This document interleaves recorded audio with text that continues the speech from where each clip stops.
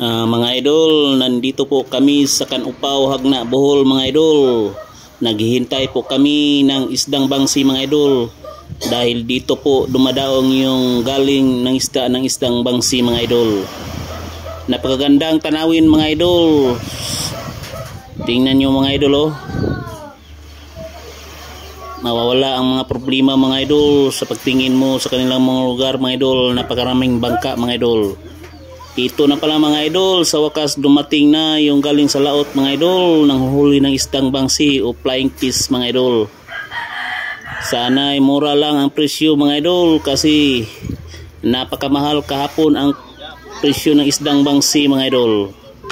Aabangan natin mga idol kung magkano ang presyo ngayon sa huli nating isdang bangsi mga idol. At sana ay hindi masyadong kamahalan mga idol para magpagbinta tayo mamaya mga idol. Salamat sa panonood mga idol, at dito na lang ako mga idol. Magandang araw sa ating lahat mga idol. God bless sa ating lahat.